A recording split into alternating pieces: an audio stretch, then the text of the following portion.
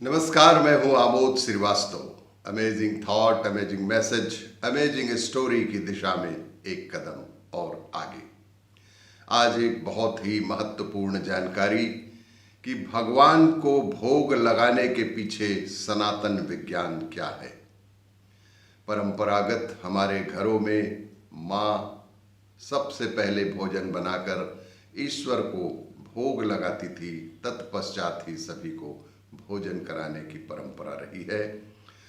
सनातन परंपरा में भोजन करने से पूर्व जो भी भोजन घर में बना है उसी से भोग लगाने की परंपरा रही है। ये परंपरा नित्य पूर्ण अनुशासन से निभाई जाती थी। ये परंपरा नित्य पूर्ण अनुशासन से निभाई जाती थी। अंग्रेजों के आने से पहले तक हर सनातनी परिवार में ये प्रथा होती थी। वह परिवार किसी भी जाति, धर्म अथवा वर्ण से संबंध रखता हो, ये परंपरा का निर्वहन पूर्ण समर्पण से अवश्य करता था और घर में जो कुछ भी बना हो उसे भोग अवश्य लगाता था। और भोग लगाने के उपरांत ही घर के सदस्यों को भोजन करने की अनुमति होती थी। वर्तमान में यह परंपरा संपूर्ण रूप से लोपित हो चुकी है। वर्तमान में यह परंपरा लगभग खत्म हो चुकी है, अपितु इनका निर्वहन करने वाले लोग कम अवश्य हो गए हैं। पूर्ण रूप से ना सही, लेकिन बहुत ही कम लोग बचे हैं जो अभी भी घर में भोजन पकने के बाद उसे ईश्वर को भोग लगाने के पश्चात ही परिवार के सारे सदस्यों को भोजन करने की अनुमति देते हैं। ये परंपरा कोई अंधविश्वास नहीं और ना ही सामान्य है। इसके पीछे अत्यंत गूढ़ रहस्य है। इसके पीछे अत्यंत गूढ़ रहस्य है। परिवार में देहधारी के साथ साथ ऐसे लोग भी संग निवास करते हैं जिन्हें देह नहीं है। वह ऊर्जा के पुंज हैं, अर्थात शरीर नहीं है उनके पास, लेकिन एक ऊर्जा पुंज अवश्य है। वहीं कुछ ऐसे अति सूक्ष्म जीव भी हमारे शरीर पर, हमारे घर में निवास करते हैं जो इतने सूक्ष्म हैं कि जिन्हें हम देख नहीं सकते, परंतु उनका प्रभाव हमें अनेक रोगों से परिचित अवश्य करवाता रहता है। इन अशरीरी के प्रभाव से, घर में उपस्थित इन अशरीरी के प्रभाव से भोजन में निगेटिव चार्ज बढ़ जाती है, जिस कारण जो भी व्यक्ति इस भोजन को ग्रहण करेगा उसमें नकारात्मक भाव बढ़ेगा। इन सूक्ष्म तत्वों के कारण नकारात्मक भाव बढ़ने की संभावना बहुत अधिक होती है। वहीं सूक्ष्म जीव के प्रभाव से भोजन रोग युक्त हो जाता है। वहीं इन्हीं सूक्ष्म जीवों के प्रभाव से भोजन रोग युक्त हो जाता है और भोजन करने वाले रोग के प्रभाव में आ जाते हैं। ये प्रभाव इतना सूक्ष्म होता है, ये प्रभाव इतना सूक्ष्म होता है जिसका प्रभाव वर्षों वर्षों के उपरांत हम समझ पाते हैं। साधारण हम इन प्रभाव को महसूस भी नहीं करते। साधारण तौर पर इन छोटी मोटी प्रभावों को हम महसूस भी नहीं करते, लेकिन हमारे शरीर में सतत ये क्रियाएं होती रहती हैं। भोग लगाने से इन सभी परेशानियों का अंत कैसे होता है, इस बात की जानकारी हमें करना आवश्यक है।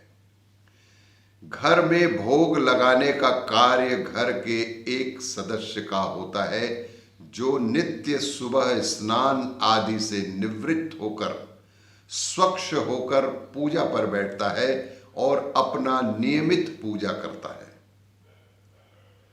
नियमित पूजा के उपरांत रसोई से सभी खाद्य भोजन को पूजा घर में रखा जाता है। वहाँ प्रयोग होने वाली घंटी, पूजा घर में प्रयोग होने वाली घंटी, शंख, इन दोनों के ध्वनि की आवृत्ति ऐसी होती है कि जिसे विषाणु सहन नहीं कर सकते और इनके आवाज तथा कंपन से निष्क्रिय हो जाते हैं और अपना गुण धर्म खो देते हैं। इसका वैज्ञानिक आधार भी वर्तमान में खोज लिया गया है।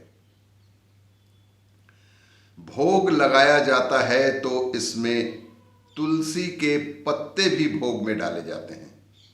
जब कभी भी ईश्वर को भोग लगाते हैं तो उसमें थोड़े मात्रा में तुलसी के पत्ते भी भोग में डाले जाते हैं और तुलसी तो जीवाणु विषाणु रोधक होती ही है। एक प्रकार से कीटाणुओं के रोधक के लिए तुलसी बेहतर कारगर उपाय होती है। मंत्रों की रचना भी इसी प्रकार से की जाती है कि उससे निकलने वाली स्पंदन जिस लक्ष्य के लिए मंत्रों की रचना की गई है उसको प्रभावित करे। इसे हम झुठला नहीं सकते। ध्वनि विज्ञान के तहत यह जानकारी प्राप्त हुई है और इसे हम ध्वनि स्पंदन के आधार पर जानते हैं। तांबा भी इन सूक्ष्म जीवों पर अपना प्रभाव छोड़ता है। तांबा भी इन सूक्ष्म जीवों पर अपना प्रभाव छोड़ता है। तांबे का गुण तो अब सब जान ही रहे होंगे। आपका वाटर प्यूरिफायर भी अब तांबा से ही जल शुद्ध करता है। वाटर प्यूरिफायर में भी तांबे का ही उपयोग जल शुद्धिकरण के लिए किया जाता है। जहां नियमित शुद्ध और स्वच्छता से पूजन हो वहां अत्यधिक मात्रा में पॉजिटिव चार्ज उत्पन्न होता है, जिसके प्रभाव से ये अशरीरी के निगेटिव चार्ज को खत्म कर देते हैं। भोग लगाने के बाद भोजन किसी भी नकारात्मक प्रभाव डालने में असमर्थ हो जाता है। इसलिए भोग लगाने के बाद भोजन किसी भी नकारात्मक प्रभाव डालने में असमर्थ हो जाता है। अपने भंडारा अथवा किसी मंदिर में भोजन किया होगा तो आपने अनुभव किया होगा कि बिना किसी खास मसाले के प्रयोग के भी वह भोजन बेहद सुस्वादु प्रतीत होता है, क्योंकि उसे ईश्वर के सामने और इस तरह के अपने क्रियाकलापों से शुद्ध और कीटाणु रहित किया जाता है। तभी किसी खास मसाले के प्रयोग के बिना भी ये भोग हमें स्वादिष्ट सुस्वादु प्रतीत होते हैं। और भी इसी तरह की जानकारियों के लिए देखते रहिए मेरा वीडियो। लाइक करें, शेयर करें और सब्सक्राइब अवश्य करें। धन्यवाद।